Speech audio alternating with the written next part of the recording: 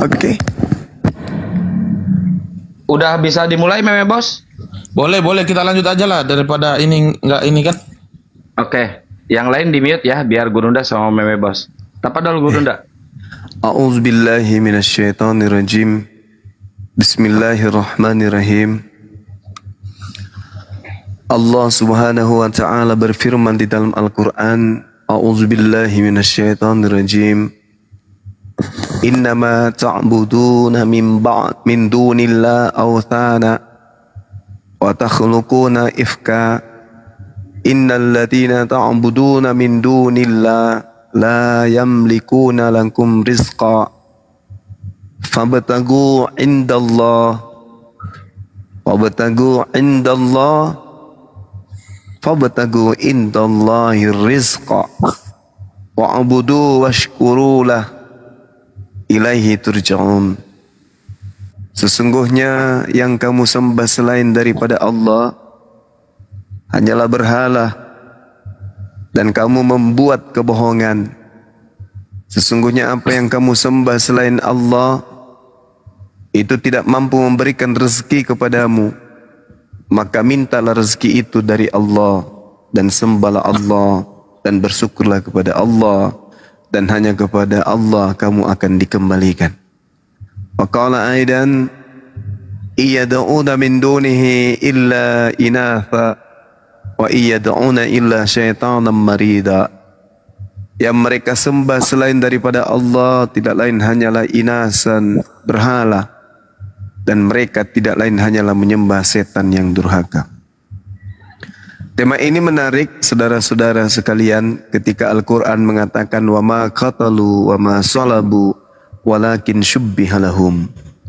Mereka tidak menyalibkan, tidak membunuh, dan juga tidak menyalibkan, melainkan yang mereka salib dan mereka bunuh itu adalah yang diserupakan bagi mereka seakan-akan itu adalah Nabiullah Isa alaihissalam. Malam ini kita akan kembali membahas tentang materi yang sangat-sangat menentukan kebenaran akidah dalam perspektif pandangan dua kitab. Al-Quran mengatakan tidak membunuh, tidak dibunuh, tidak disalib, tapi pembunuhan dan penyaliban itu terjadi. Nah, satu-satunya subreferensi yang harus kita pahami, yang kita pakai di sini adalah ketika Al-Quran datang menolak ajaran Kristen yang muncul dari Barat, yang mengatakan yang dibunuh itu adalah Nabiullah, Rasulullah, yang datang di tengah Bani Israel dengan membawa hikmat Injil. Al-Quran meluruskan, tidak. Yang kalian bunuh itu adalah orang yang diserupakan dengan Nabiullah Isa atau Yesus. Nah, kita tidak bingung bahwa kemudian untuk membuktikan data-data itu, Bible pasang badan, di mana Yesus mengatakan bahwasanya ada Kristus palsu yang datang selain daripada Kristus yang asli. Dan Yesus mewanti-wanti muridnya agar waspada kepada Kristus ini. Kalau tidak percaya, berarti tidak menjadi orang yang disesatkan. Tapi kalau percaya, maka dia akan disesatkan. Nah, disesatkan akan nampak di permukaan. Orang-orang ini akan kelihatan anti terhadap Yesus. Oleh karena itulah kemudian pola yang harus kita bangun di sini dalam diskusi ini adalah bagaimana Yesus berpesan agar waspada. Kepada siapa harus waspada? Bukan kepada Abraham, bukan kepada Musa, bukan kepada Nabi Muhammad, melainkan waspada kepada Yesus Kristus itu sendiri dalam hal penamaan gelar terhadap penyesat. Jadi kata Yesus anak Maria, akan datang penyesat yang memakai namaku dan berkata akulah Kristus. Dia akan menyesatkan banyak orang. Nah, saya kira itu sebagai pengantar dari saya. Silakan saudara, siapa namanya ini? Dr. Joki. Ya, Dr. Joki. Untuk Dr. Joki joki motor menjelaskan kemudian Jeki materi. Gurunda Silakan. bukan joki. Joki. Joki. Jongana koki. Lanjut. Oke, baik, terima kasih atas waktu yang sudah diberikan kepada Dr. Jeki untuk menjelaskan berkaitan tentang tema pembahasan kita pada malam hari, yaitu temanya adalah duo Kristus. Nah, sebelum kita melanjutkan pembahasan kita tentang tema duo Kristus ini, kita harus menjelaskan dulu definisi berkaitan tentang Kristus. Nah, Kristus ini adalah bahasa Indonesia, itu diambil daripada bahasa Yunani yang berbunyi Kristos. Nah, Kristus ini memiliki definisi dan Kristus juga memiliki definisi, dan definisi Kristus dan definisi Kristus itu adalah memiliki definisi yang sama. Tetapi kita tidak bisa melupakan akar kata daripada Kristus ataupun Kristus itu berasal dari mana? Akar kata itu berasal daripada bahasa Ibrani, yaitu Mesiah. Nah, Mesiah ini diartikan sebagai orang yang diurapi. Nah, jadi Yesus itu adalah orang yang diurapi. Ketika Yesus orang yang diurapi, maka dia disebut dengan Mesias. Mesias itu diterjemahkan ke dalam bahasa Yunani menjadi Kristus, diterjemahkan ke dalam bahasa Indonesia menjadi Kristus, definisinya adalah juru selamat. Nah, di sini ada sebuah cerita di dalam Alkitab yang dinarasikan oleh Matius di dalam Matius 24 ayat 4 sampai 5. Nah, ayat ini Matius menginformasikan bahwasan Yesus dalam pengajarannya dia itu mau mengajarkan kepada murid-muridnya itu untuk waspada terhadap orang-orang yang setelah dia akan pergi ke surga, setelah dia disalibkan dan dia bangkit dan dia terangkat ke surga, akan ada orang-orang yang menganggap dirinya dan menggelari dirinya sebagai nabi palsu dan akan menggelari dirinya sebagai juru selamat ataupun Mesias ataupun Kristus palsu. Nah, tetapi kenyataan orang-orang ini bukanlah Kristus yang sebenarnya, dan pada kenyataannya orang ini bukanlah nabi yang sebenarnya yang mengembalakan umat Tuhan untuk menyelamatkan mereka, tetapi pada kenyataannya mereka ini adalah orang-orang yang menyamar sebagai serigala berbulu domba. Nah, orang-orang ini, kategori ini masuknya kepada siapa? Nah, kita akan membahas selanjutnya, kira-kira ini masuknya kepada Paulus, ataukah bisa juga masuk ke dalam nabi-nabi yang lain? Kira-kira nabi setelah Yesus itu siapa? Hanya ada dua. Nabi setelah Yesus hanya ada dua di dalam Alkitab, di dalam Kisah Para Rasul. Paulus juga dikatakan sebagai seorang nabi, artinya bisa juga dikatakan dia adalah tugas untuk menyelamatkan manusia.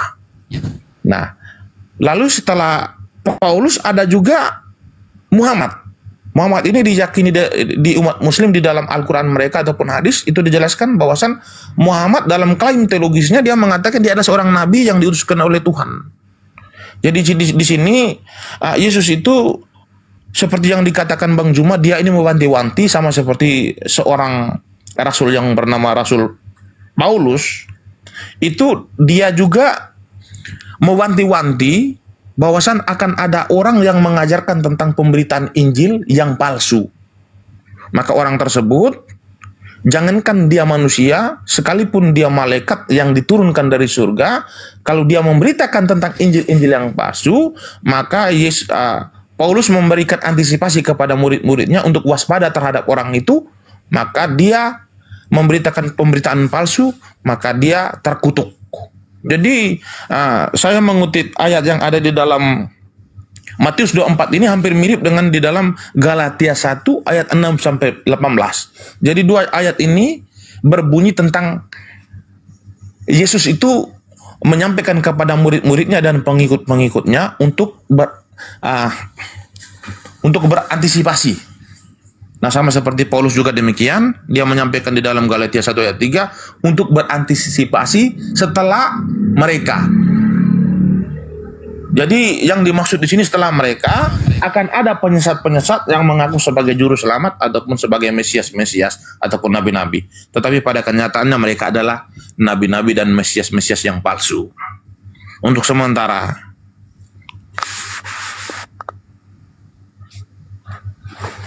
Oke. Kita kemudian sederhanakan materinya ya. bahwa murid-murid Yesus bertanya kepada Yesus, apa tanda kedatangan? Artinya, apa tanda kedatanganmu? Ini Yesus ditanya nih, Guru, apa tanda kedatanganmu nanti? Yesus bocorkan, tanda kedatanganku seperti kilat yang menyambar dari timur sampai ke barat. Demikianlah kelak tanda kedatangan Anak Manusia. Jadi di situ Yesus mengatakan Anak Manusia, berarti yang datang Anak Manusia. Itu dulu. Kedatangan Yesus sebagai Anak Manusia. Akan nampak tanda di tengah langit, yaitu Anak Manusia akan nampak di awan-awan. Jadi yang nampak ini adalah Anak Manusia. Sedangkan yang datang kepada Paulus, menurut Paulus, bukan Anak Manusia. Di dalam Galatia 1, nomor 11, nomor 12. Ini sudah timpang. Ketika Yesus ditanya, apa tanda kedatanganmu? Akan nampak Anak Manusia. Yang datang kepada Paulus bukan Anak Manusia. Dari sini aja sudah gugur. Dari sini aja sudah gugur. Bagaimana saudara Dr.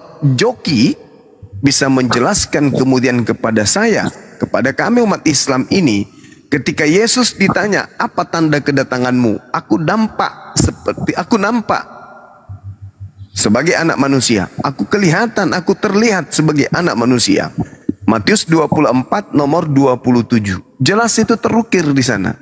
Bahwasanya dia akan datang sebagai Anak Manusia, di mana dia datang seperti kilat yang menyambar dari timur sampai ke barat. Kata Yesus, demikianlah kelak kedatangan Anak Manusia. Berarti yang datang adalah Anak Manusia. Sebab sama seperti kilat memancar dari sebelah timur dan melontarkan cahayanya sampai ke barat, demikian pula kelak kedatangan Anak Manusia. Berarti yang datang ini Anak Manusia. Nah, bagaimana Anda menjelaskan? Sedangkan Paulus mengatakan yang datang kepadanya bukan Anak Manusia. Silakan. Oke, baik, terima kasih waktu yang telah diberikan kepada seorang Dr. Jeki. Jadi di mana ada Dr. Jeki segala sesuatu bisa dijelaskan. Baik, terima kasih atas narasi yang dipertanyakan kepada Dr. Jeki, bahwasan ketika Yesus mengatakan bahwasan kelak Anak Manusia akan datang itu dalam berbentuk manusia. Tetapi menjadi persoalan di sini, kenapa di dalam peristiwa di dalam Kisah Para Rasul 9 ataupun 22, Paulus mengklaim bahwasan ketika perjalanan dia ke Damsyik, menuju ke Damsyik itu, di dalam perjalanan itu dia berbicara dengan Yesus. Yesus datang dalam kemuliaannya, terdengar suara dan hanya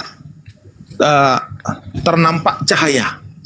Maka di sini Bang Juma menganggap bahwasan di dalam Kisah Para Rasul 22 ataupun 9 ini bukanlah Yesus yang dilahirkan oleh Bunda Maria yang datang berbicara dengan Paulus, tetapi di sini disebut dengan Kristus yang palsu.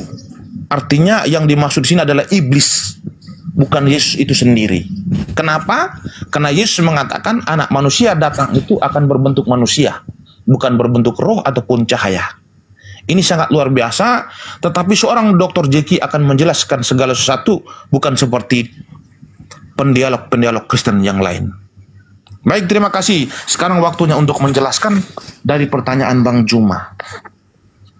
Berkaitan tentang pertanyaan Bang Juma tadi, bahwasan Yesus mengatakan kepada murid-muridnya ataupun memberikan gambaran kepada murid-muridnya bahwasan dia akan datang dalam bentuk manusia dan akan diiringi oleh malaikat-malaikatnya. Ayat itu berbicara tentang apa? Ayat itu berbicara tentang eskatologi. Nah, eskatologi ini artinya berbicara sesuatu yang akan terjadi pada hari kiamat. Jadi ayat itu berbicara Yesus akan turun dalam bentuk manusia dalam konteks kiamat, dalam konteks penghakiman. tidak berbicara dalam konteks pengajaran setelah dia terangkat ke surga. Tetapi dalam konteks pengajaran setelah dia terangkat ke surga, dia sudah menyampaikan kepada murid-muridnya di dalam Yohanes 14 ayat 26 sampai sekian.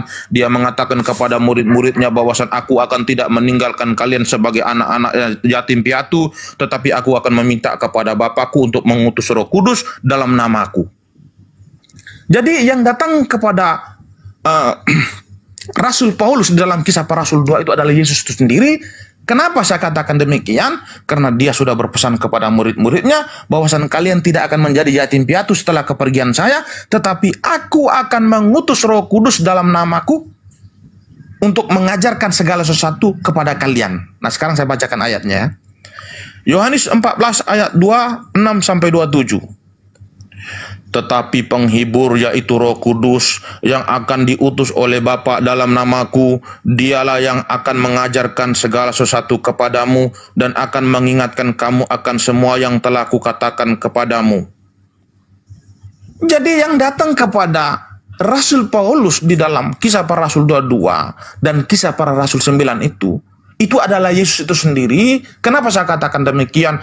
Karena Yesus berbicara kepada Paulus, dia memanggil Paulus dan berkata kepada Paulus, Paulus, aku adalah Yesus yang engkau aniaya itu. Di situ mengaku sebagai Yesus. Kenapa saya katakan demikian? Ya, karena Roh Kudus akan diutus oleh Bapa dalam nama Yesus untuk mengajarkan segala sesuatu dan mengingatkan segala sesuatu yang telah diajarkan Yesus ketika dia menjadi manusia, untuk melanjutkan pengajaran-pengajaran kepada bangsa-bangsa lain, yaitu alat-alat yang akan digunakan oleh Yesus adalah murid-muridnya. Termasuk salah satu adalah Rasul Paulus. Di dalam Kisah Rasul 22, Paulus akan dijadikan alat untuk memberitakan nama Yesus kepada segala bangsa. Jadi saya mengatakan ketika Bang Juma menanyakan bahwasan di dalam Kisah Para Rasul ini adalah Yesus palsu ataupun Mesias palsu dalam konteks iblis yang telah berbicara kepada Rasul Paulus, saya mengatakan no. Di sini adalah Yesus itu sendiri. Singkat dan padat, seorang Dr. Jeki telah menjelaskan segala sesuatu. Silakan. Iya, baik. Izin Gurunda, mau pakai timer apa enggak? Enggak usah. Enggak usah ya. Ya, Siap. nanti tiktokan pada ujungnya nanti. Ya, siap. Lanjut Gurunda. Ya. Jadi memang dalam kajian atau materi kristologi, kita tidak memungkiri ada yang kemudian materi-materi tentang eskatos, yang berarti terakhir, dan logi berarti studi tentang yang bersifat filsafat yang pada ujungnya berakhir kepada penafsiran atau penterjemahan bahwa itu berbicara mengenai peristiwa yang kaitannya dengan masa-masa akhir kehidupan di dunia. Ya, betul, itu eskatologi. Tetapi harus dipahami bahwasanya pesan Yesus di data Matius 24 itu mencakup dua masa. Yang pertama adalah masa Yesus menjelaskan masa di mana Kristus palsu itu datang. Lalu kemudian masa Yesus asli itu datang. Jadi yang datang yang palsu dulu. Baru kemudian yang datang adalah yang asli. Yang asli datang mengusir pengikut Kristus yang palsu. Jadi kita tidak mengulas Matius 24 itu hanya berbicara mengenai eskatologi saja, enggak. Tapi kita juga harus membahas materi yang terkait dengan itu. Kita enggak boleh mengkaji eskatologi dalam hal ini menyembunyikan apa yang disebut dengan pseudokristos atau kumpulan orang-orang yang anti terhadap Kristus, yang kemudian membalut diri seakan-akan mereka ini adalah pengikut Kristus, tapi bukan. Mereka adalah pseudokristos atau antikristus. Jadi dua hal ini tidak bisa terlepas, karena itu adalah hal yang berkesinambungan. Makanya ada kata waspada. Hati-hati lu ya. Kan lu tanya nih samaku, apa tanda kedatanganmu? Tanda kedatanganku akan ada seperti kilat terpancar dari timur sampai ke barat. Demikianlah aku anak manusia akan datang. Matahari menjadi gelap, bulan tak bercahaya, bintang berjatuhan. Itu semuanya Itu berbicara mengenai eskatologi, betul. Berbicara mengenai masa-masa akhir. Dan kalau itu terjadi, itu berarti cakupan kedatangan Kristus yang asli, itu aku. Maka kalau itu tidak ada, kalau tidak berbicara mengenai materi eskatologi dalam cakupan ajaran Kristen, dalam hal ini kristologi, maka pesan Yesus itu bukan aku. Maka ketika ada orang berkata, ada Kristus di sini, ada Kristus di sana, jangan kamu percaya. Jangan. Karena itu sudah berbicara mengenai Kristus palsu. Pseudo Kristus. Jangan kau sentuh itu, jangan kau ikuti, jangan kau percaya. Karena ketika aku yang datang, maka itu adalah masa-masa akhir kehidupan dunia. Kalau bukan aku yang datang, berarti penyesat. Dan kalau penyesat itu yang datang, maka tanda-tanda akan kedatangan anak manusia, yaitu aku, tidak akan menyertai. Tapi dia hanya sibuk menyesatkan, sehingga banyak orang yang disesatkan olehnya. Nah, ini dua masa yang harus diterangkan kemudian kaitannya dengan Kristus palsu ini. Jadi Kristus palsu itu datang tanpa dibarengi tanda kedatangan Yesus. Sederhana sebenarnya. Kalau yang asli datang, maka tanda-tanda menyertainya. Di antaranya akan nampak cahaya yang memancarkan cahayanya seperti kilat dari timur sampai ke barat. Lalu kemudian anak manusia akan nampak di tengah-tengah langit. Dan seluruh manusia akan melihatnya. Seluruh manusia akan meratap. Matahari menjadi gelap, bulan tak bercahaya, bintang-bintang berjatuhan, kuasa langit berguncang. Akan nampak Yesus di tengah langit dan seluruh manusia akan melihatnya. Ini aku, ini yang asli.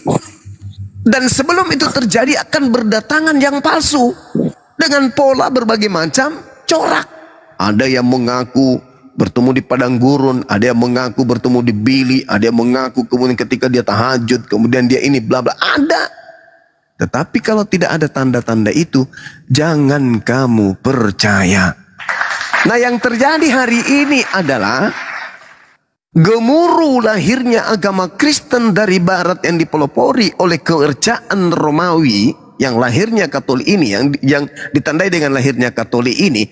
Tidak ada tanda itu. Yang ada cuma pengakuan seorang Paulus ketemu dengan Kristus, tapi tanda tak ada. Apa pesan Yesus? Jangan percaya. Itu yang terjadi hari ini. Maka orang banyak yang disesatkan itu tak lain dan tak bukan adalah ya Dr. Joki dan teman-temannya Kristen. Semakin canggih dia berbicara, semakin hebat dia berargumentasi, semakin nampak kalau memang dia ini ahli di dalam menyesatkan dan disesatkan. Saya kira begitu, saudara. Silakan.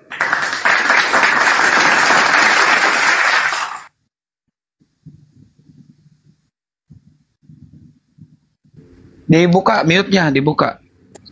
Ya, jadi terima kasih atas waktu yang sudah diberikan kepada Dr. Jeki. Dr. Jeki sudah menyampaikan tadi secara tegas dan lugas bahwasan yang datang berbicara dengan para rasul, yaitu Lukas ataupun rasul-rasul yang lain sebelum terjadinya kiamat, itu adalah Yesus itu sendiri. Karena Yesus sudah mengatakan tadi bahwasan aku akan meminta kepada Bapa dan akan dikutus Roh Kudus dalam namaku untuk mengajarkan segala sesuatu dan mengingatkan lagi apa yang telah aku ajarkan kepada kalian.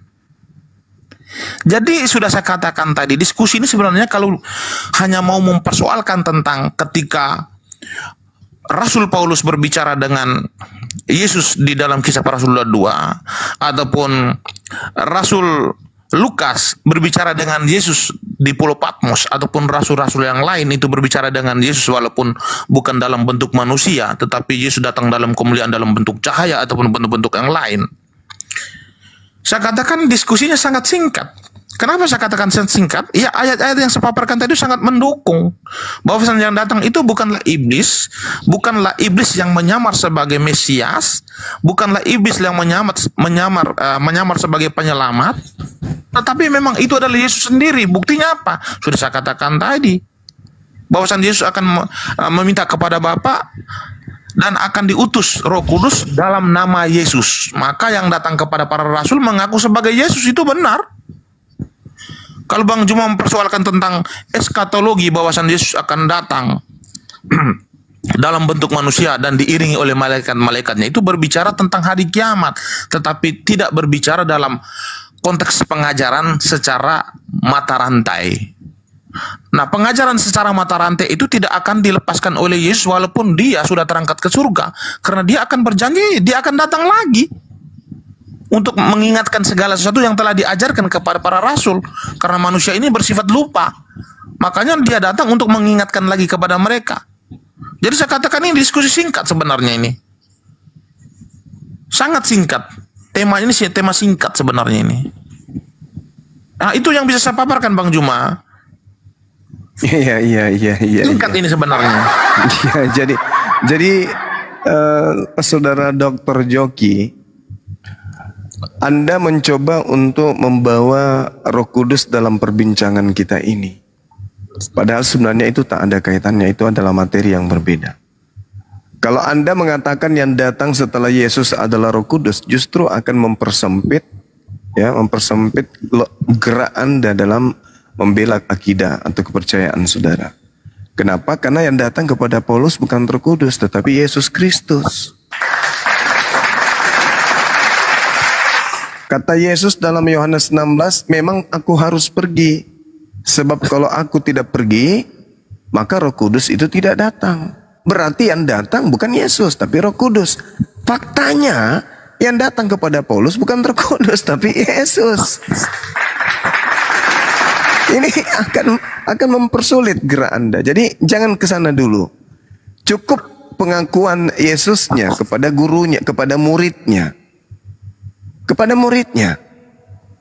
Ketika ditanya apa tanda kedatanganmu, kan sudah jelas itu. Tanda kedatanganku adalah seperti kilat memancarkan cahaya dari timur sampai ke barat.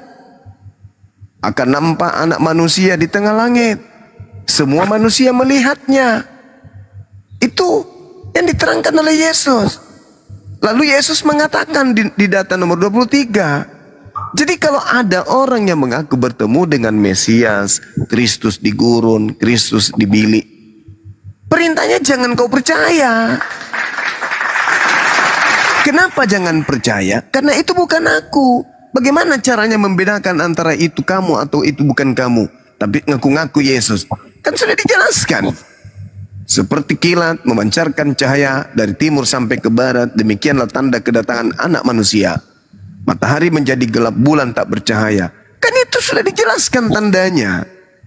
Tanpa tanda itu, mau mengaku Yesus ke, mau mengaku Kristus ke, nasihatnya apa? Jangan percaya.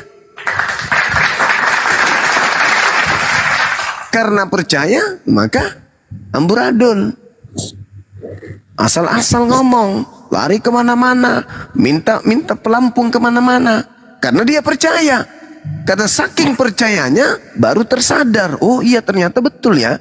Kayak mana nih, belepotan, mau lari ke sana salah, lari ke sini salah. Karena memang sudah disesatkan, nyata itu. Barang siapa yang percaya disesatkan, yang tidak percaya ya pasti terselamatkan. Kalau saya sebagai muslim, saya percaya bahwa ketika yang datang itu adalah utusan Tuhan yang bernama Isa atau Yesus dalam pandangan Kristen, maka itu adalah akhir dari kehidupan dunia. Al-Quran surah As-Zukhruf ayat 61. Kedatangan yang kedua bagi Nabi Isa untuk dunia ini adalah tanda akhir zaman. Jadi jangan minta dia datang.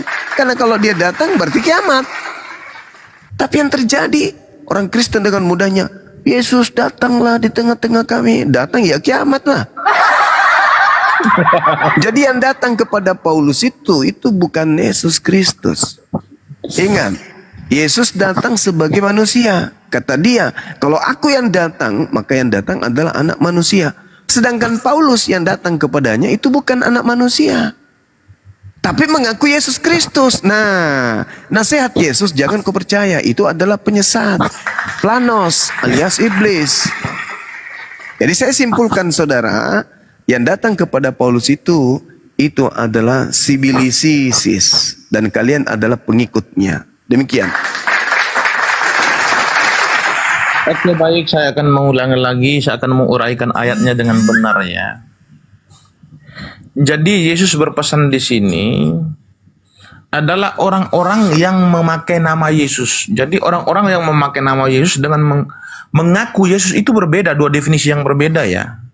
Nah, di dalam Matius 24 ayat 24 25 ini bentuk antisipasi yang diajarkan Yesus kepada murid-muridnya serta orang-orang yang mengimani ajarannya ataupun orang-orang suci, yaitu adalah antisipasi terhadap orang-orang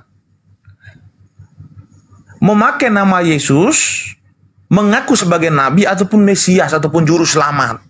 Nah, ini yang tidak boleh kamu percaya. Nah, saya uraikan dulu ayatnya ya. Di dalam Matius 24 ini bunyinya begini ya. Sebab Mesias-Mesias palsu dan nabi-nabi palsu akan muncul, dan mereka akan mengadakan tanda-tanda yang dahsyat dan mujizat-mujizat, sehingga sekiranya mungkin mereka menyesatkan orang-orang pilihan juga. Camkanlah, aku sudah mengatakannya terlebih dahulu kepadamu. Kita lanjutkan lagi. Waspadalah supaya jangan ada orang yang menyesatkan kamu. Sebab banyak orang akan datang dengan memakai namaku dan berkata, akulah Mesias.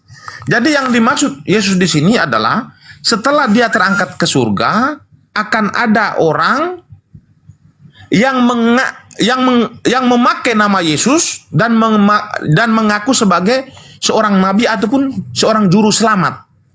Nah, ketika dia memakai nama Yesus lalu mengaku sebagai juru selamat ataupun nabi, nah orang-orang tersebut janganlah kamu percaya. Nah, ini yang dimaksud oleh Yesus. Tetapi sudah saya katakan tadi, bahwasan Yesus datang dalam kemuliaannya berbicara dengan Rasul Paulus ataupun Rasul Lukas, itu benar-benar Yesus itu sendiri. Kalau Bang Juma mempersoalkan tentang roh yang datang bukan Yesus, tetapi Bang Juma harus ingat bahwasan Yesus mengatakan, aku akan meminta kepada Bapakku, dia akan mengutus Roh Kudus dalam namaku. Nah, sekarang yang datang kepada Rasul Paulus mengaku nama siapa? Dia mengaku, aku adalah Yesus. Benar, seperti yang dikatakan Yesus, bahwasan Roh Kudus akan diutus oleh Bapakku dalam namaku. Yang datang kepada Rasul Lukas di Pulau Patmos mengaku siapa? Mengaku sebagai Yesus.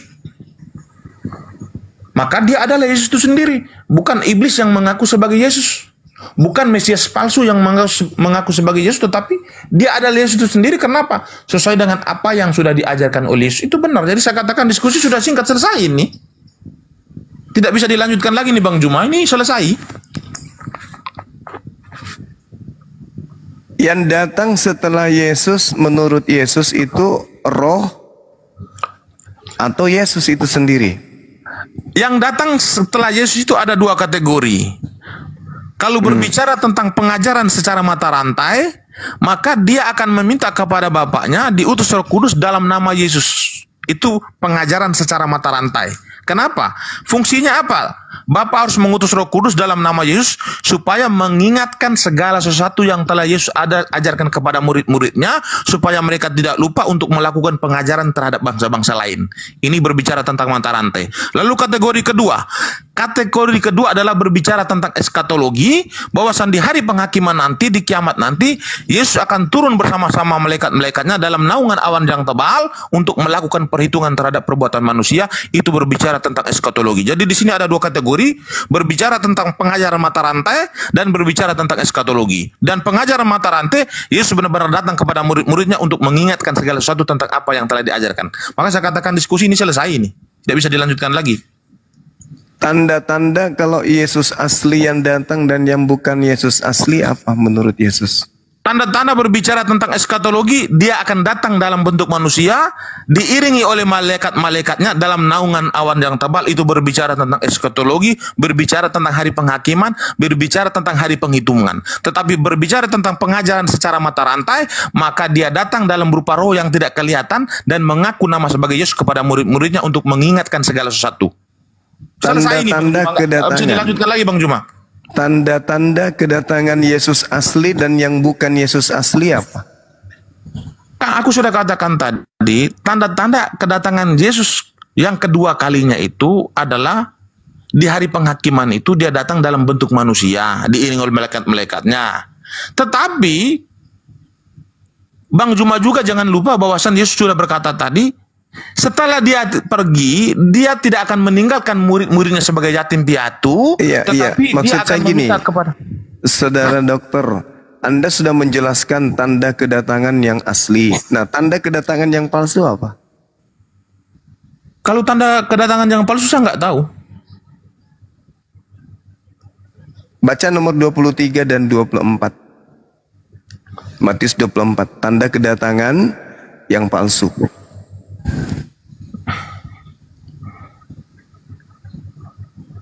Matius berapa? 24, nomor 23, 24, 25. Oke, 23 sampai 25 ya kita baca ya. Ya. Coba kita lihat dulu di sini bunyinya apa ya. Sampai 26. Oke.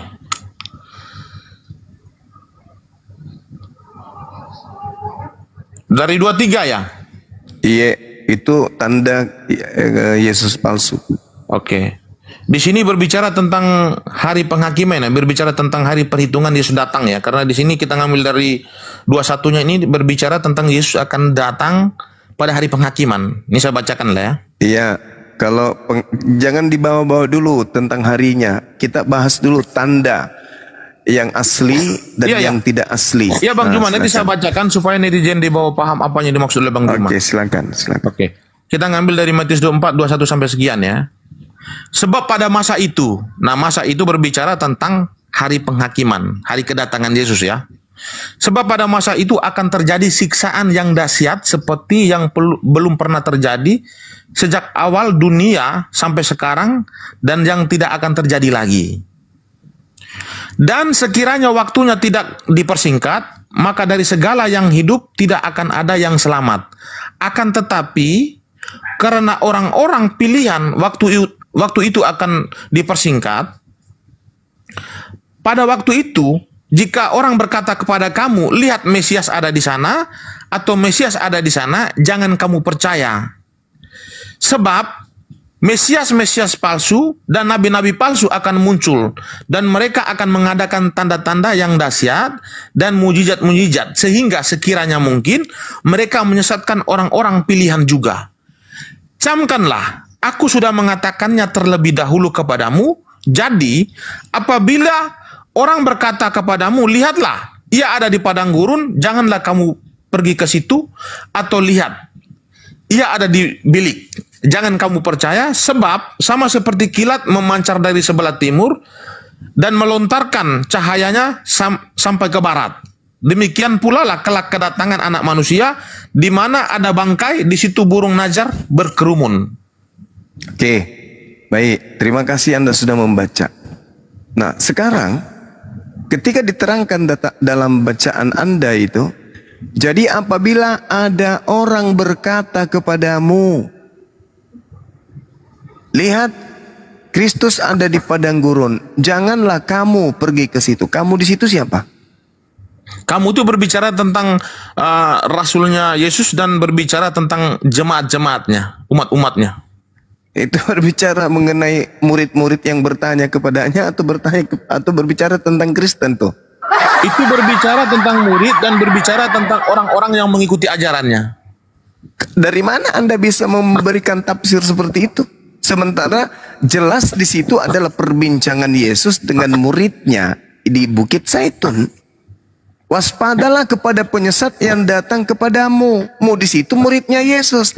Jadi antara penjelasan Yesus bahwa tanda kedatanganku memancar seperti kilat dari timur sampai ke barat, itu tanda kalau dia yang datang.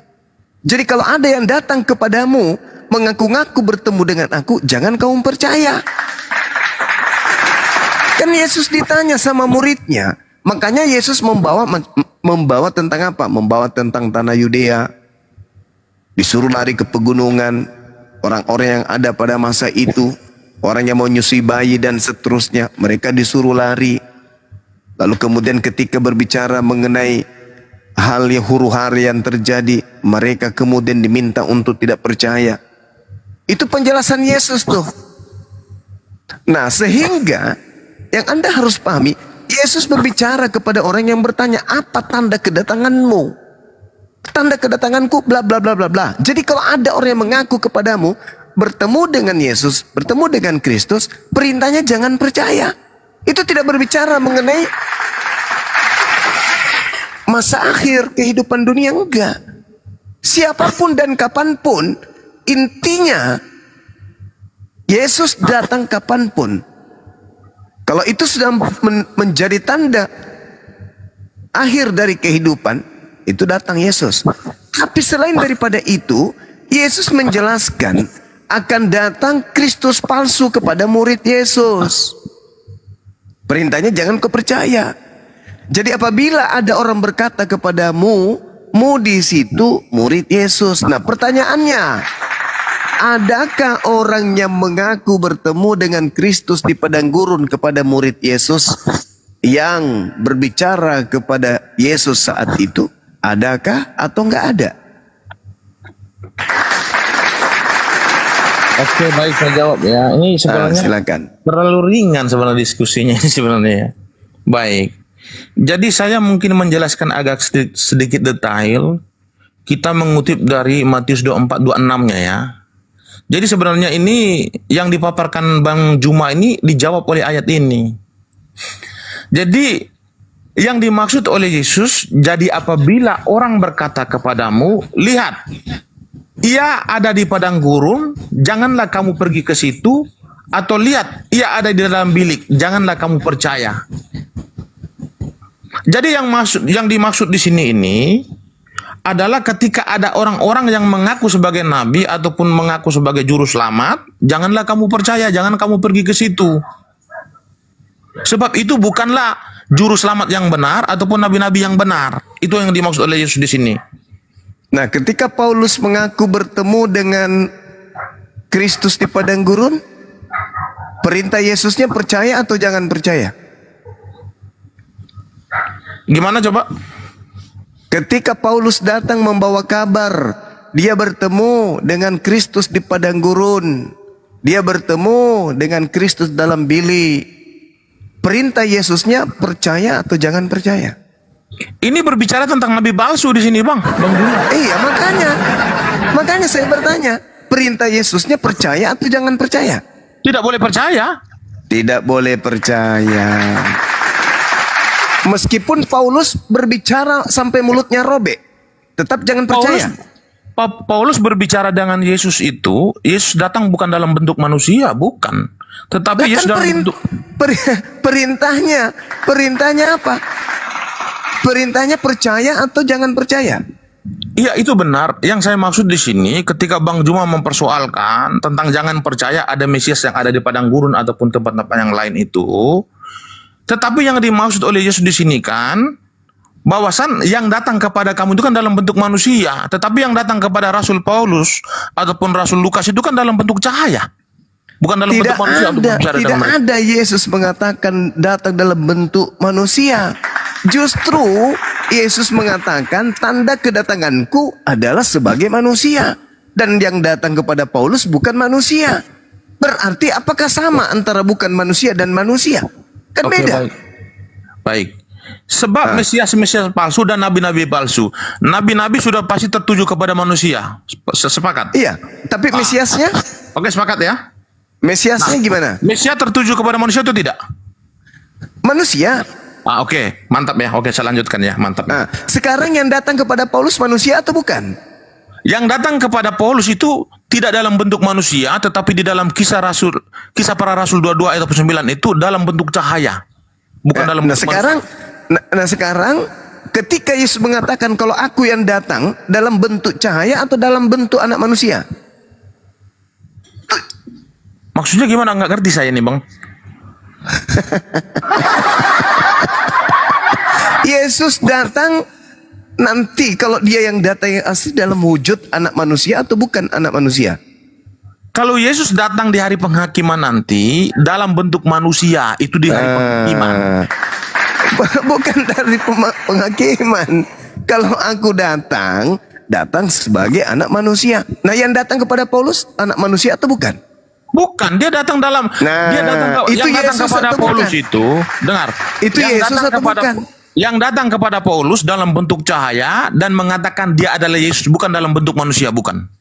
Nah, sekarang tanda-tanda kedatanganku sebagai anak manusia. Selain daripada itu bukan aku. Jangan percaya. Ya, tapi kan yang datang kepada Paulus kan bukan anak manusia, Bang. Nah, oleh karena itu, sedangkan kalau aku datang Dalam sebagai bentuk anak manusia. Nah, yang datang kepada Paulus, Yang datang kepada Paulus bukan dalam bentuk manusia. nah itu Yesus atau bukan? Yesus. Dari mana Anda tahu? Sementara Yesus mengatakan kalau aku yang datang sebagai anak manusia. Datang sebagai anak manusia itu berbicara dalam konteks hari penghakiman. Loh, kok jadi Sudah kayak saya begitu katakan larinya? tadi. Kok jadi kayak gitu? Dia ditanya, apa tanda kedatanganmu? Tanda kedatanganku ya datang sebagai manusia. Oke. Tanda kedatanganku sebagai manusia. Tetapi kan sudah saya katakan tadi, bahwasan yang datang kepada Paulus ataupun kepada Lukas itu adalah Yesus sendiri. Karena kan sudah saya katakan tadi. Kok Dia Yesus sudah- sendiri? Gimana Anda bisa mengatakan Yesus sendiri? Sementara yang datang kepada Paulus bukan manusia. Kalau aku yang datang, aku datang sebagai manusia. Nah, yang datang kepada Paulus manusia kagak? Bukan. Ngaku Yesus Kristus? Yes. Karena Yesus mengatakan, waspadalah kepada penyesat yang datang kepadamu dengan memakai namaku. Berarti nama siapa? Yesus. Gelarnya siapa? Kristus. Berarti penyesat itu datang dengan memakai namaku, yaitu Yesus dan gelarku Kristus. Berarti penyesatnya bernama Yesus Kristus. Untuk Kalau membedakan bahwa itu palsu atau asli, dia bukan anak manusia. Sedangkan kalau yang asli datang sebagai anak manusia. Kalau Bang Juma mengatakan bahwasan yang datang kepada Paulus itu adalah penyesat, itu Bang Juma salah. Kenapa saya katakan demikian? Karena yang dimaksud oleh Yesus di sini, yang datang yang mengaku sebagai Mesias ini adalah manusia. Tetapi yang datang kepada Paulus kan bukan manusia, bukan dalam bentuk manusia. Tidak ada Yesus mengatakan dia datang sebagai manusia, nggak ada. Dia hanya mengatakan Mesias palsu. Oke, saya jelaskan ya. Apa yang dimaksud Bang Juma itu udah saya tahu. Nah, sekarang kita baca lagi 24 dulu ya. Sebab Mesias palsu. Nah, Mesias palsu ini berbicara kepada tubuh dagingnya, jadi tidak berbicara tentang sesuatu yang goib. Sepakat ya? Oke, saya lanjutkan. Gue celok ya. Dokter gue celok ini. Iya.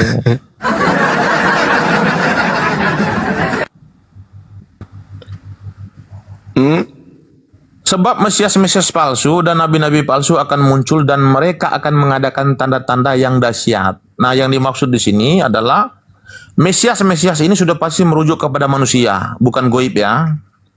Nabi-nabi yang palsu yang akan menunjukkan mujizat-mujizat ini adalah manusia, bukan goib ya. Ini yang diantisipasi oleh Yesus. Janganlah kamu percaya dan jangan kamu pergi ke situ ketika dia berada di bilik ataupun di padang gurun. Janganlah kamu pergi ke situ, sudah pasti mereka adalah palsu. Ini yang dimaksud oleh Yesus. Artinya yang datang dalam bentuk manusia, yang mengaku-ngaku sebagai nabi dan mengaku-ngaku sebagai Mesias kepada kalian. Janganlah kamu pergi ke situ ketika mereka datang dalam bentuk manusia. Itu tidak boleh. Berarti yang datang nanti dengan tanda matahari menjadi gelap, bulan tak bercahaya, palsu dong, karena dia datang sebagai manusia.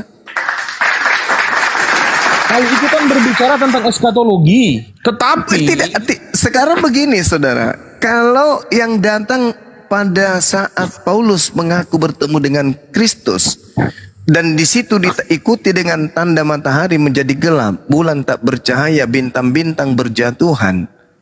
Apakah itu sudah menjadi eskatologi? Enggak, itu enggak eskatologi. Nah, berarti yang datang kepada Paulus itu bukan Yesus. Itu kan pengajaran secara mata rantai, kan sudah saya katakan tadi. Yang gimana ya? Aku harus ulangi lagi ya. Sebenarnya ini udah selesai. Bukan, saudara. Saya sederhanakan nih. Ketika Yesus datang di abad pertama dengan tanda-tanda yang disebutkan, maka kiamatnya kapan? Yesus datang di abad kemana? Berapa? Andai saja Yesus yang datang di abad pertama dengan tanda-tanda yang dijelaskan oleh Yesus, matahari menjadi gelap, bulan tak bercahaya, maka kiamatnya kapan? Saya nggak ngerti kok datang di abad pertama gimana nih ya. Andai saja yang datang kepada Paulus itu diikuti oleh tanda-tanda bintang berjatuhan, matahari tak menjadi gelap, bulan tak bercahaya, kuasa langit berguncang. Andai saja Yesus datang dengan tanda-tanda itu di abad pertama, pertanyaan saya, kiamatnya kapan terjadi?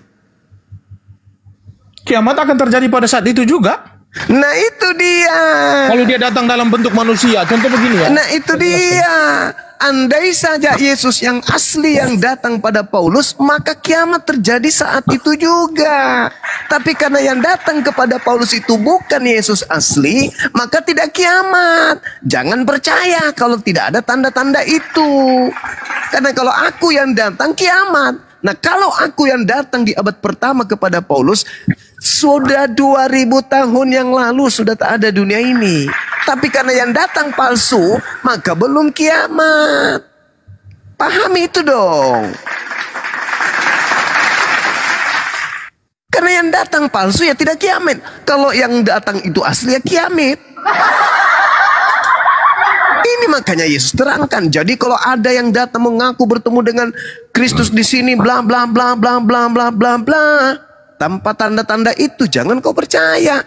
Itu bukan aku. Sebab sama seperti kilat memancar dari timur sampai ke barat, melontarkan cahayanya sampai ke barat, demikian pula lah kedatangan Anak Manusia. Jadi kalau yang datang tidak terjadi hal tersebut, jangan kau percaya. Jangan lagi Anda mengatakan itu ada interval waktu. Oh nanti dia datang. Bukan. Kalau dia datang asli, maka abad pertama sudah kiamat. Tidak ada lagi kita di dunia ini. Makanya dia terangkan. Jadi apabila ada orang berkata ada Mesias di sini, ada Mesias, jangan kau percaya. Karena kalau aku yang datang, maka itu adalah akhir daripada kehidupan dunia. Karena aku datang dibarengi dengan tanda-tanda tersebut. Jadi kalau ada yang mengaku bertemu dengan Kristus, tapi tidak memiliki tanda tersebut, jangan kau percaya. Meskipun mulutnya robek mengaku bertemu dengan Kristus di padang gurun, jangan percaya. Itu kata Yesus, Bung. Bagaimana? Masih mau lanjut? Itu gampang sudah sih, selesai. Bisa. Itu bisa juga. Sebenarnya Bang Juma menyimpulkan seperti itu juga bisa. Tetapi cara satu-satunya harus dihapus Yohanes 14, 26, 27. Oh, salah. Boleh saya terangkan kalau itu. Oh, boleh, silakan.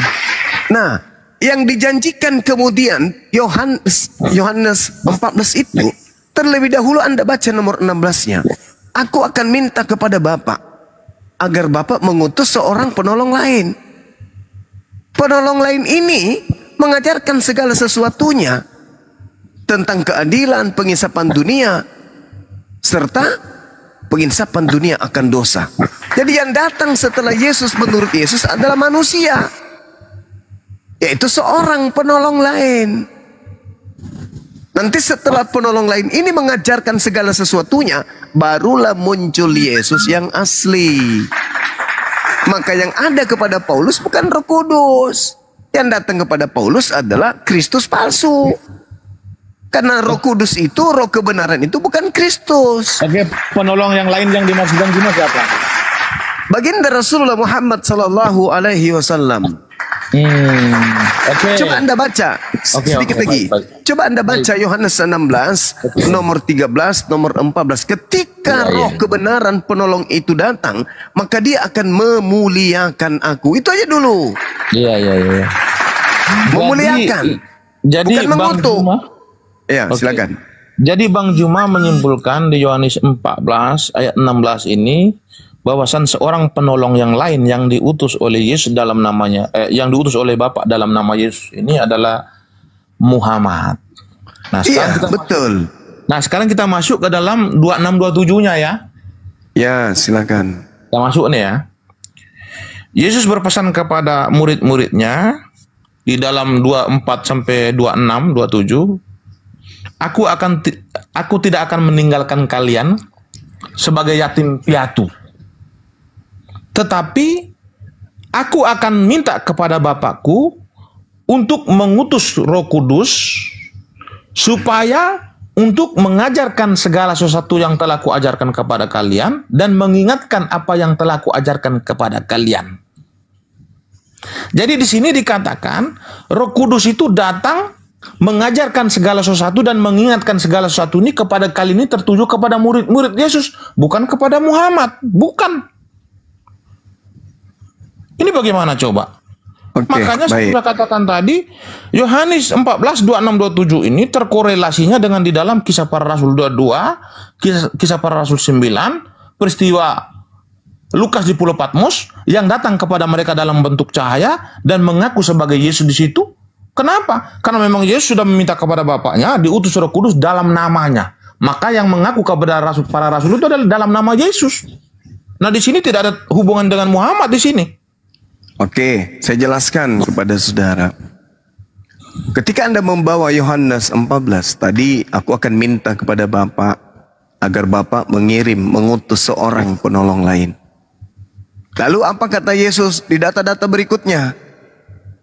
Aku tidak akan meninggalkan kamu sebagai yatim piatu. Aku akan datang kembali kepadamu. Nah, ketika Rasulullah Muhammad SAW itu datang, Rasulullah Muhammad SAW meneguhkan, wa isqala Isa bin Maryam ya bani Israel inni rasulullahi ilaikum. Ini ajaran Nabi Isa yang ada dalam Al-Quran. Sekiranya murid Yesus masih hidup sampai hari ini, maka murid-murid Yesus akan memeluk baginda Rasulullah Muhammad SAW. Kenapa? Pada Bani Israel gurunya ditolak. Orang-orang Israel tidak menerima gurunya sebagai Rasul Tuhan. Tapi Nabi Muhammad kemudian menjelaskan kepada dunia, wa isqala Isa bin Maryam ya bani Israel inni rasulullahi ilaikum musaddiqan lima baina yaday minat Torah wa mubasysyiran bi rasulin ya'ti min ba'di ismuhu Ahmad. Jadi murid-murid Yesus tidak dibuat jadi yatim piatu, mereka ditemani oleh Nabi Muhammad. Makanya diterangkan kemudian dalam Al-Quran, ya ahlal kitab, wahai murid-murid Yesus, yahdi bihillah manittaba ridwanahu subulas salam. Allah yang telah mengutus Yesus memberi petunjuk kepada kalian melalui baginda Rasulullah Muhammad SAW agar kalian mengikuti jalan yang diridainya kepada jalan keselamatan. Murid Yesus tidak dibuat yatim piatu. Sekarang Bung, murid-murid Yesus, ke-11 murid Yesus, kalau Anda panggil nih, Anda bacakan buku Roma, Galatia, Filipi dan seterusnya, mereka bingung. Ini bukan ajaran guru kami, makan babi, tidak bersunat. Ini bukan. Ini bukan ajaran guru kami. Tapi kalau Anda mendatangkan 11 murid Yesus ini selain Yudas, lantas Anda bacakan ajaran Islam, maka mereka akan merangkul ajaran Islam tersebut. Oh, ini ajaran guru kami. Nabi Isa mengajarkan, Yesus mengajarkan, nani abudullah rabbi wa rabbakum. Nabi Isa, Yesus mengajarkan kepada kami untuk taat kepada hukum Allah. Atiullah wa fattakullah wa atiun. Itu jelas itu. Ma qultu lahum illa ma amartani bi ani abudullah rabbi wa rabbakum.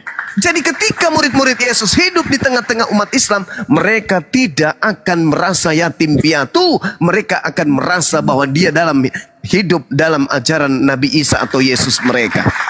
Mereka melihat umat Islam sujud, mereka melihat umat Islam puasa, mereka melihat umat Islam bersunat, mereka melihat umat Islam kemudian bersyahadat. Oh, ini ajaran guru kami. Maka Yesus mengatakan ketika ia datang, dia akan mengingatkan ajaran yang pernah aku ajarkan kepadamu. Dia akan memuliakan aku. Sayangnya saudara, murid-murid Yesus itu pendek umurnya. Maka mereka tidak bertemu dengan Nabi Muhammad. Dikatakan, semuanya itu kukatakan kepadamu selagi aku bersama-sama dengan kamu. Tetapi penghibur yaitu Roh Kudus yang akan diutus oleh Bapa dalam namaku. Wa isqala Isa bin Maryam ya bani Israel inni rasulullahi ilaikum musaddiqan lima baina yadayhi minat Tara wa mubasysyiran bi rasulin ya'ti min ba'di ismuhu Muhammad Ahmad. Dalam namaku Nabi Muhammad datang, sebelumnya diutus kemudian oleh Allah Nabi Isa alaihissalam. Nabi Isa kemudian menjelaskan kedatangan Nabi Muhammad. Nabi Muhammad pun menjelaskan kemudian kedatangan Nabi Isa alaihissalam. Baik sebelum beliau maupun setelah beliau. Yaitu ketika masa kehidupan di bumi ini akan berakhir. Al-Quran menjelaskan dalam surah As-Zukhruf ayat 61. Maka apa kata beliau? Apa kata Yesus? Di dalam Yohanes 14 nomor 27 yang Anda kutip tadi. Damai sejahtera kutinggalkan bagimu. Shalom kutinggalkan untukmu. Islam kutinggalkan untukmu. Damai sejahtera kuberikan kepadamu. Ajaran Islam kuberikan kepadamu. Damai sejahtera ya salam. Salam ya Islam. Ini jelas, Bung. Jadi ketika Anda mengatakan, oh tidak, bagaimana Anda menjelaskan kemudian Yohanes 14, 16, 27, 26, 27. Saya katakan kepada saudara, sebelum Kristus Yesus anak Maria itu datang, terlebih dahulu yang datang kepada manusia yang ada di alam semesta ini adalah roh kebenaran, yaitu seorang penolong lain. Bukan Kristus di padang gurun. Itu mah penyesat, Bang, yang datang. Dan ingat, ada dua yang datang, ada tiga yang datang setelah Yesus itu terangkat ke langit. Yang pertama penyesat, yang kedua adalah roh kebenaran, yang ketiga adalah Yesus yang asli. Penyesatnya sudah datang, terpenuhi pada diri Kristen. Apa kata Yesus? Dia sang Yesus Kristus penyesat ini akan menyesatkan banyak orang. Mana banyak orang yang disesatkan itu? Kristen. Satu. Kemudian yang datang yang kedua adalah seorang penolong lain. Dia yang akan memuliakan aku. Mana itu? Islam dengan Nabi Muhammad. Setelah menyebutkan nama Isa, maka umat Islam mengatakan alaihi salam, alaihi salam, alaihi salam. Kita tinggal menunggu satu kandidat. Siapa itu? Yang diterangkan kemudian dalam Al-Quran surah As-Zukhruf ayat 61. Allah subhanahu wa ta'ala menjelaskan kepada kami umat Islam bahwasanya tanda kiamat ini datang adalah datangnya Nabi Isa alaihi salam. Wa innahu la ilmul lisa'a fala tamtarunna biha wattabi'un hatta siratul mustaqim. Tinggal itu yang kami tunggu. Siapa itu? Datangnya sang pertanda kiamat, Nabi Isa alaihi salam, yang diterangkan dalam kitab saudara Matius 24 nomor 27, nomor 29 dan nomor 30. Apabila aku datang, maka apa yang terjadi? Dunia akan mengalami apa? Mataharinya menjadi gelap, bulannya menjadi tak bercahaya, bintang-bintang akan jatuh menimpahnya. Kemudian kuasa-kuasa langit akan berguncang dan akan nampak Nabi Isa alaihissalam di tengah-tengah langit. Itu yang kami tunggu. Kalau penyesatnya sudah ada di pihak Kristen, kalau kemudian roh kebenarannya sudah ada, yaitu di pihak Islam, tinggal satu. Dia yang akan turun sebagai hakim untuk membela kemudian orang-orang yang memuliakan namanya dan mengusir orang-orang yang telah menghinakan namanya. Siapa yang menghinakan Yesus Kristus? Kristen. Siapa yang memuliakan Isa Al-Masih? Umat Islam. Jelas itu kan? Maka diskusi ini dibangun sekedar bukan untuk mencari kalah ataupun menang, bukan mencari kebenaran atau kesalahan, tetapi menolong saudara-saudara Kristen dari kesesatan. Itu tujuannya. Demikian. Oke, baik. Saya akan menguraikan tentang klaim Bang Juma di dalam Yohanes 14 ini. Seorang penolong yang lain di sini adalah Roh Kudus, itu tertuju kepada Nabi Muhammad. Ini mantap sih sebenarnya. Kita akan uraikan secara detail ya. Yesus dalam pengajarannya dia berpesan kepada murid-muridnya, aku akan meminta kepada Bapa dan ia akan memberikan kepadamu seorang penolong yang lain supaya ia menyertai kamu selama-lamanya. Jadi Bang Juma mengatakan seorang penolong yang lain di sini dalam konteks Roh Kudus ini adalah Nabi Muhammad. Tetapi menjadi persoalan di sini begini ya. Aku akan meminta kepada Bapa, ia akan mengutus seorang penolong yang lain Ia menyertai kamu selama-lamanya. Kapan Nabi Muhammad itu menyertai murid-murid Yesus? Sedangkan Muhammad itu lahir di tahun 700, tetapi murid-murid Yesus itu lahir di abad pertama bersama-sama dengan Yesus. Perbedaannya sudah 600 tahun. Bagaimana mungkin seorang penolong yang lain ini akan menyertai para rasul, yaitu murid-murid Yesus? Di sini sudah salah. Itu yang pertama. Kita akan lanjutkan lagi ya. Maka saya katakan di sini, kalau diklaim bahwasan seorang penolong ini dalam konteks Roh Kudus ini tertuju kepada Muhammad, ini sudah salah. Nah, kita lanjutkan lagi ya di ayat 17-nya lagi. Teman-teman nyimak ya. Aku akan meminta kepada Bapa dan ia akan memberikan kepadamu seorang penolong yang lain supaya ia menyertai kamu selama-lamanya. Muhammad tidak pernah menyertai murid-murid Yesus. Itu yang paling pertama. Yang kedua, yaitu Roh Kudus, Roh kebenaran. Dunia tidak dapat menerima dia sebab dunia tidak melihat dia. Berarti Muhammad tidak diterima oleh dunia. Ya, karena Bang Juma mengatakan Roh Kudus itu adalah Nabi Muhammad. Saya ulang sekali lagi ya. Yaitu Roh kebenaran. Kita di sini literalkan saja, yaitu Muhammad kebenaran, karena roh kebenaran ini kan adalah Muhammad ya, kita literalkan aja ya. Yaitu Muhammad kebenaran, dunia tidak dapat menerima dia, sebab dunia tidak melihat dia, dan tidak mengenal dia, tetapi kamu mengenal dia. Kata kamu di sini tertuju kepada sahabat murid-muridnya Yesus. Kapan murid-murid Yesus mengenal Muhammad? Itu yang pertama. Narasi pertama tadi, kalimat pertama tadi, bahwasan dunia tidak mengenal dia. Dia ini tertuju kepada Roh Kudus. Roh Kudus diklaim diri sebagai Muhammad.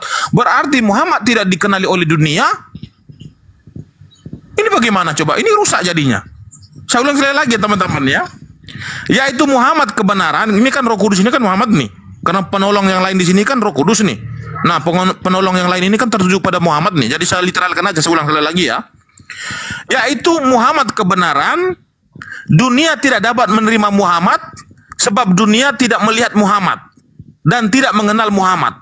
Tetapi kamu mengenal Muhammad. Kamu di sini murid-muridnya Yesus. Masa murid-muridnya Yesus mengenal Muhammad? Gimana coba? Kalau murid-muridnya Yesus mengenal Yesus itu wajar. Ketika Yesus terangkat ke surga, lalu Yesus datang dalam kemuliaan, lalu berbicara dengan mereka dan mereka mengenali suaranya, itu wajar. Kalau murid-murid Yesus mengenali Muhammad ini bagaimana coba? Jaraknya sudah 600 tahun. Saya lanjutkan lagi ya teman-teman, harus sadar nih. Aku tidak akan meninggalkan kamu sebagai yatim piatu. Aku datang kembali kepadamu. Tinggal sesaat lagi dunia tidak akan melihat aku lagi, tetapi kamu melihat aku, sebab kamu hidup dan kamu pun akan hidup. Pada waktu itulah kamu akan tahu bahwa aku di dalam Bapakku, dan kamu di dalam aku, dan aku di dalam kamu. Nah, Yesus mengatakan di dalam Yohanes 14 ayat 25 sampai 28 ini bahwasan dia akan datang bersama Bapaknya.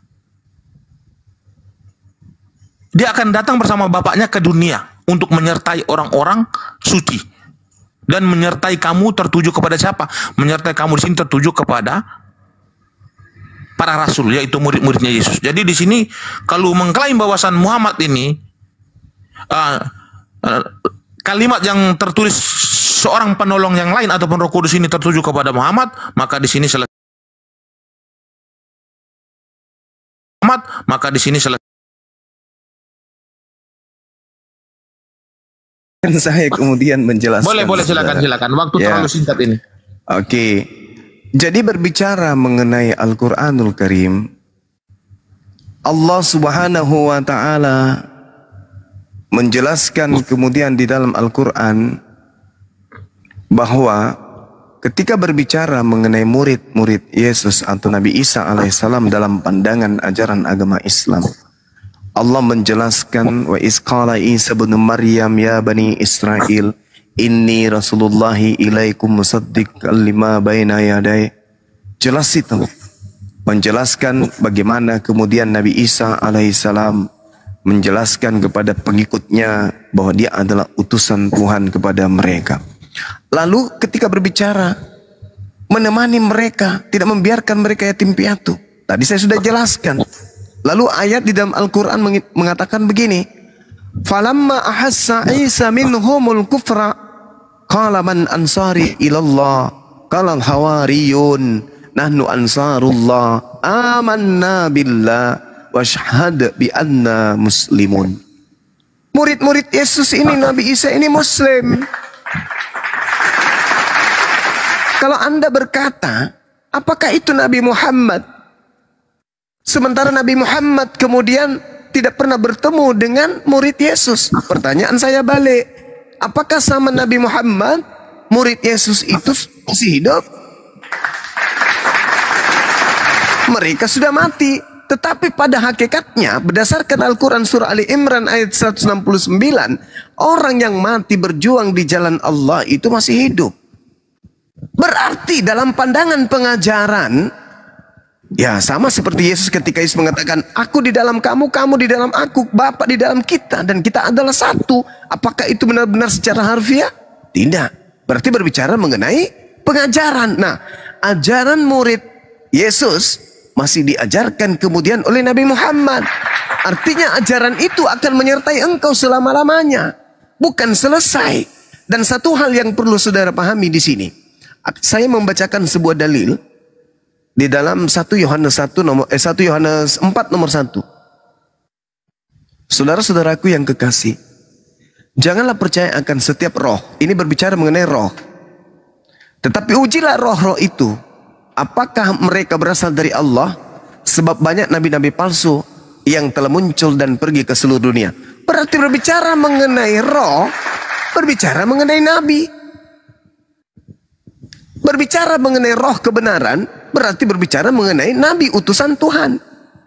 Berbicara mengenai roh palsu atau roh setan, berbicara mengenai nabi palsu. Kitab Anda sendiri mengatakan ketika berbicara mengenai roh, itu berbicara mengenai nabi. 1 Yohanes 4 nomor 1. Ujilah kepada, janganlah percaya kepada setiap roh. Sebab harus kamu uji. Karena apa? Karena banyak nabi-nabi palsu. Loh, apa hubungannya? Oh, ternyata berbicara mengenai roh itu berbicara mengenai nabi. Jadi roh kebenaran adalah nabi yang membawa kebenaran. Bukan hantu. Bukan yang kayak gitu-gitu. Saya kasih data, saya kasih bukti. Musa disebut roh di dalam Bilangan 11 nomor 25. Lalu turunlah Tuhan dalam awan dan berbicara kepada Musa. Kemudian Tuhan mengambil roh yang ada pada diri Musa sebagian. Lalu roh yang diambil daripada Musa itu diberikan kepada 70 tua-tua. Ketika roh Musa yang diturunkan kepada ke-70 tua-tua itu, maka nampaklah mereka seperti nabi. Berarti yang dimaksud roh kebenaran itu adalah nabi. Nehemia 9 nomor 30. Namun bertahun-tahun lamanya engkau melanjutkan sabarmu terhadap mereka. Dengan rohmu engkau memperingatkan mereka, yaitu dengan perantaraan para nabimu. Berarti roh Tuhan itu adalah nabi. Berarti yang dikatakan aku akan minta kepada Bapa agar ia mengutus roh kebenaran, yang dimaksud Yesus itu adalah seorang nabi, Cak Ayu. Bukan makhluk roh yang datang ke padang gurun. Dimaksud roh kebenaran itu adalah seorang nabi. Roh, coba Anda baca Yohanes 3 nomor 34. Siapapun yang diserahi tugas untuk menyampaikan firman, maka padanya ada roh Tuhan yang tak terhingga. Berarti roh Tuhan itu adalah seorang nabi, seorang penyampai firman. Aku akan minta kepada Bapa agar Bapa mengutus seorang penolong lain. Seorang penolong lain. Roh kebenaran adalah roh yang membawa kebenaran. Berbeda dengan Roh Kudus. Kalau Roh Kudus itu berbicara mengenai perantara antara Tuhan dengan roh kebenaran. Roh kebenaran dengan Roh Kudus itu dua pribadi yang berbeda. Roh kebenaran adalah nabi, Roh Kudus adalah sang pembawa firman kepada nabi. Saya ulang lagi. Berbicara mengenai roh kebenaran dan Roh Kudus itu adalah dua pribadi yang berbeda. Roh Kudus adalah perantara yang kalian sebut dengan sebutan Gabriel, yaitu perantara yang membawa firman. Sedangkan yang disebut roh kebenaran adalah nabi yang menerima firman dari Tuhan melalui perantaraan Roh Kudus. Makanya diterangkan dalam Yohanes 16 itu, Bung, bahwa Roh Kudus atau Roh kebenaran dua-duanya tidak berkata-kata dari dirinya, melainkan apa yang didengarkan itu yang dikatakan. Coba Anda baca dalam Yohanes 16 itu. Maka ketika ia datang, dia tidak berbicara dari dirinya sendiri. Kenapa? Karena dia bukan Tuhan.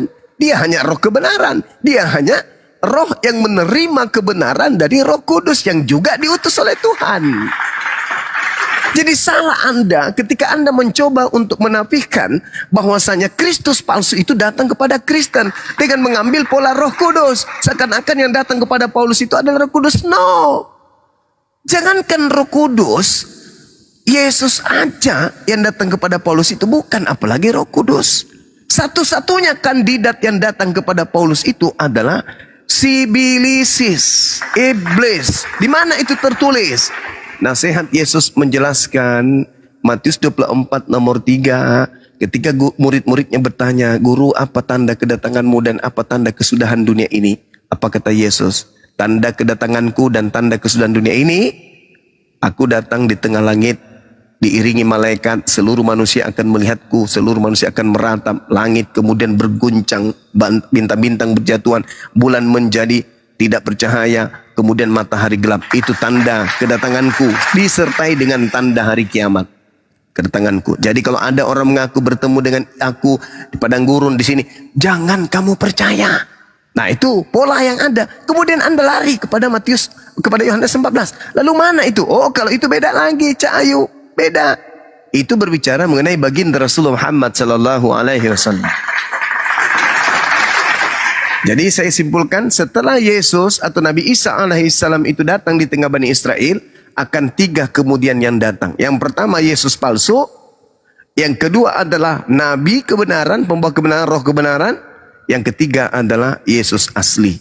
Nah, Yesus asli adalah penutup kehidupan di dunia ini. Itulah yang diterangkan di dalam Al-Quran. Ketika dikatakan, "Wa innahu la ilmul lisa'ah fala tamtarunna biha wattabi'un inna lillahi wa inna ilaihi rajiun." Kedatangannya adalah pertanda hari kiamat. Itu yang diterangkan dalam Al-Quran surah As-Zukhruf ayat 61. Itu yang diterangkan Yesus di dalam Yohanes, di dalam Matius 24 nomor 27, 29 nomor 30. Saya ulang kesimpulannya. Setelah Nabi Isa alaihissalam diangkat ke langit, dalam pandangan Kristen, Yesus Kristus ada 3 yang datang. Yang pertama adalah Yesus Kristus palsu, penyesat, banyak menyesatkan banyak orang, dan yang banyak orang itu disebut Kristen pengikutnya. Kemudian Roh kebenaran yang datang mengajarkan segala sesuatu tentang kebenaran pengisapan dunia akan dosa dan keadilan, pengikutnya adalah umat Islam. Dan yang terakhir yang datang adalah Nabi Isa alaihissalam atau Yesus yang asli, untuk kemudian menjadi hakim. Menjadi hakim di sana karena ada yang terdakwa. Yang terdakwa siapa? Yang menyembah kepada Kristus palsu. Itulah yang terdakwa. Makanya dalam Matius 7 nomor 22 dengan 23, pada hari terakhir nanti banyak orang akan memanggil aku Yesus. Yesus Tuhan, Tuhan Yesus. Lake komai. Mau kemana? Ngopi yuk. Bukankah kami dulu memanggilmu Tuhan, bermujizat pakai namamu, mengusir setan pakai namamu? Pada saat itulah aku Yesus akan berterus terang kepada mereka, "Aku tidak mengenal kalian. Kalian semua adalah pembuat kejahatan. Enyahlah daripadaku."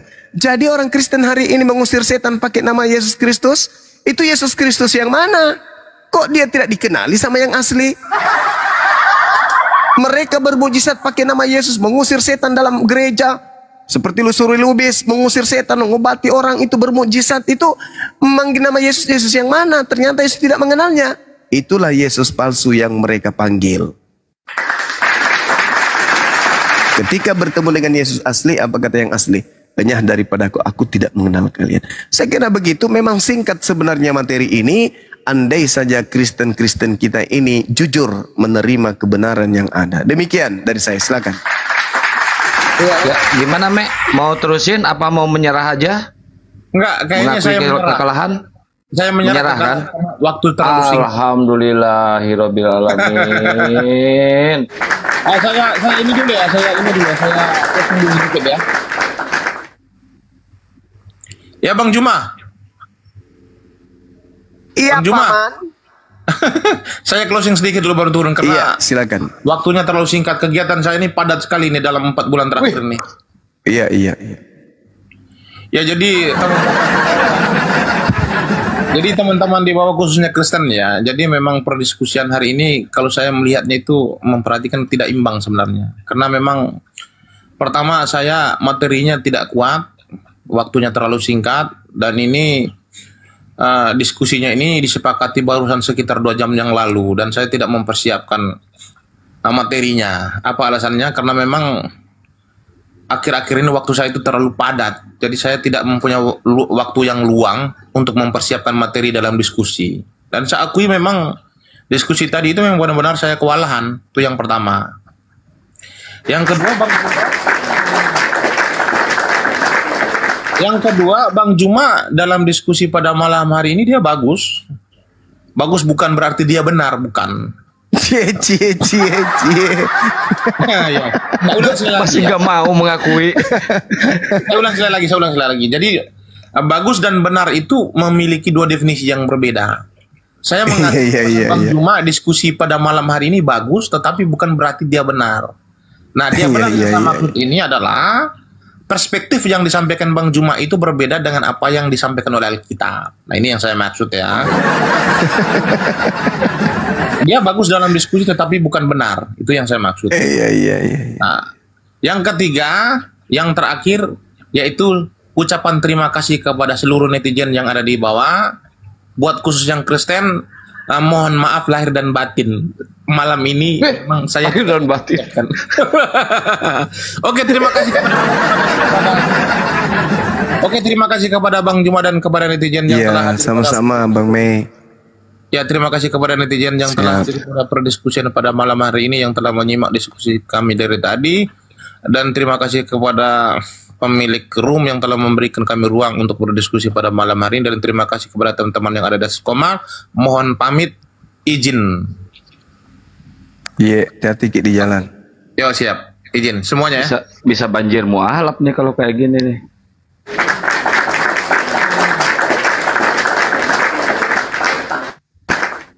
Nah, itulah pandangan orang yang jujur. Tidak banyak neko, bukan penipu, tapi jujur, mendudukkan perkara Bible dengan apa yang ada. Jujur dia, betul itu. Mau menghindar kemana? Kapan dia menghindar menjadi pendusta dia? Ketika meme menghindar dari materi ini, jadi pendusta. Mau tidak mau sebenarnya seluruh lawan debat kita dari Kristen harus mencontoh kepada meme ini. Saudara meme ini jujur. Dia tidak membohongi dirinya. Dia nggak mau menipu dirinya. Dia jujur.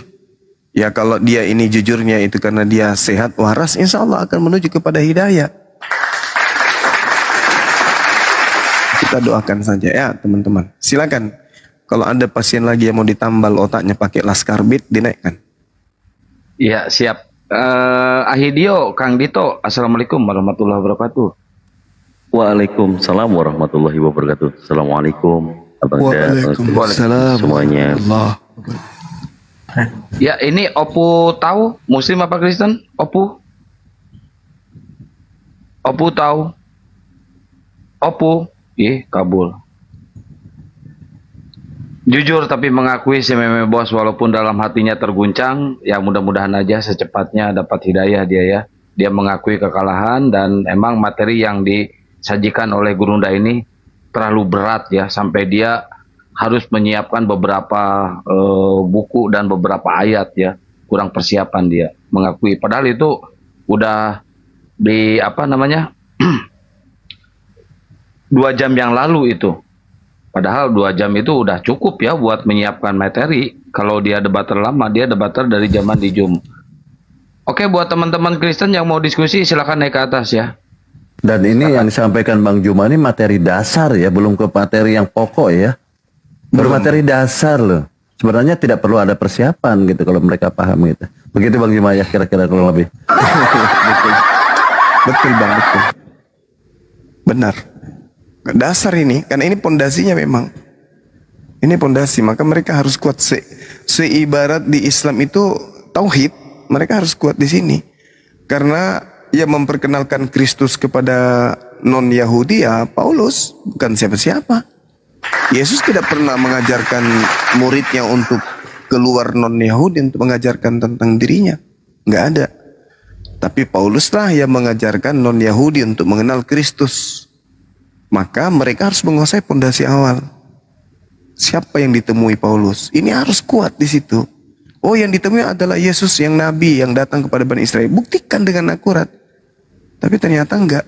Makanya saudara, Kristen itu paling takut kalau yang dibahas itu Paulus.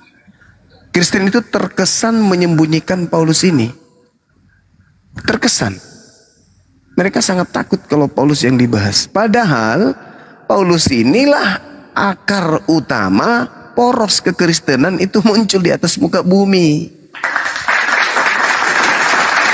Kalau Nasrani, Nabi Isa. Kalau Kristen, ya Nabi Paulus.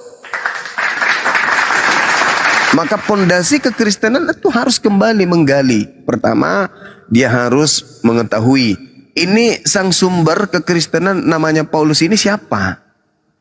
Anak mana dia ini? Dia masuk dalam geng mana dia? Nama orang tuanya siapa? Dari suku mana? Nama kakeknya siapa? Itu harus tahu. Seperti Nabi Muhammad diketahui oleh umat Islam. Karena itu adalah pondasi awal. Di dalam Kisah Para Rasul 24 nomor 5, orang-orang Yahudi pun berteriak di sana. Apa kata orang Yahudi? Paulus ini adalah penyakit sampar. Dia adalah penyesat orang-orang Yahudi di seluruh dunia yang berada. Dan dia adalah tokoh dari agama Kristen. Jadi tokoh. Apa tokoh itu?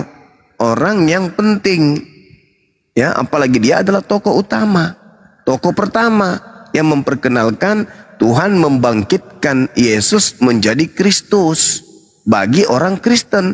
Maka orang Kristen harus membekali diri tentang Paulus. Ketika ditanya, Paulus ini usia sekian di mana? Paulus ini teman dekatnya siapa? Paulus ini kegiatan sehari-harinya selain daripada nulis buku apa? Paulus ini ketika dia kecil lahirnya di mana? Dia menggunakan bahasa apa? Apa saja jenjang karirnya? Bagaimana kehidupannya? Di mana dia bertemu Yesus? Di mana dia bertemu dengan ibunya Yesus? Di mana dia menerima wahyu? Apa nama wahyu pertamanya? Itu harus diketahui oleh orang Kristen. Jangan taunya kasih. Habis itu perpuluhan. Kasih. Habis itu perpuluhan. Itu anjanya terus. Nyanyi. Belum juga selesai dihafal lagunya. Muncul lagi lagu baru. Anakku sayang. Yang adalah ada Tuhanku sendiri. Ya muncul banyak lagu-lagu baru yang tidak punya dasar. Kemudian harusnya Paulus ini yang diperkuat. Paulus diumpetin. Ya udahlah, ambil alih saudara-saudara, nanti muncul lagu baru lagi kalau saya terusan. Silakan.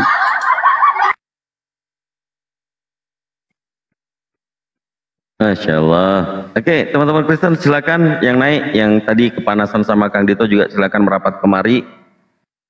Yuk kita diskusi yang benar. Tadi udah saya ajarin di sana tadi Bang Da. Noten-noten yang sudah saya ajarin diskusi, silakan merapat kemari. Yuk kemari. Ada satu hal yang menarik Dinda Dito. Di dalam pengajaran Kisah Para Rasul ya, utamanya di Kisah Para Rasul 10.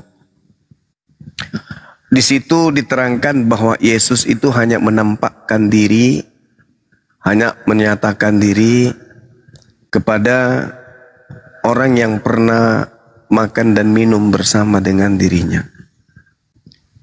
Di dalam Kisah Para Rasul 10 itu diterangkan bahwa Yesus menampakkan diri bukan kepada seluruh bangsa. Tetapi Yesus menampakkan diri kepada saksi-saksi yang sebelumnya telah ditunjuk oleh Theos, yaitu kepada kami yang telah makan dan minum bersama-sama dengan Yesus setelah ia bangkit dari antara orang mati. Nah, jadi Yesus itu berdasarkan Kisah Para Rasul 10 nomor 40 nomor 41 hanya berkenan menampakkan diri kepada orang yang pernah makan bersama dengan dirinya. Pertanyaannya, apakah Paulus pernah makan minum bersama dengan Yesus? Aman. Enggak. Lalu yang datang menampakkan diri kepada Paulus ini sopore. Semakin berat perjalanan. Semakin berat perjalanan Kristen. Berat. Saatnya lah kalian 2025 itu semuanya menanggalkan akidah lama, ya, menuju kepada ajaran Yesus yang benar. Saya kira begitu.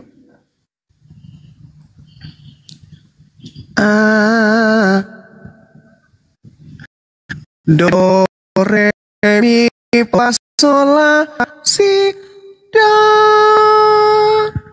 Tes. Anakku sayang, yang adalah Tuhanku sendiri, berubah pepatah, surga ada di telapak kaki ibu. 2025 berubah, surga ada di telapak kaki anak.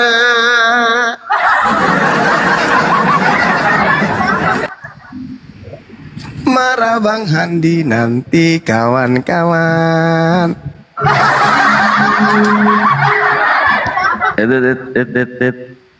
Bang Heri, musiknya di itu dulu sebelah digeser, dimatiin musiknya, Pak. Oke, kalau sudah dibuka mic-nya dari Kristen atau Muslim, silakan, Pak. Surga ada di bawah telapak kaki Anak. Iya.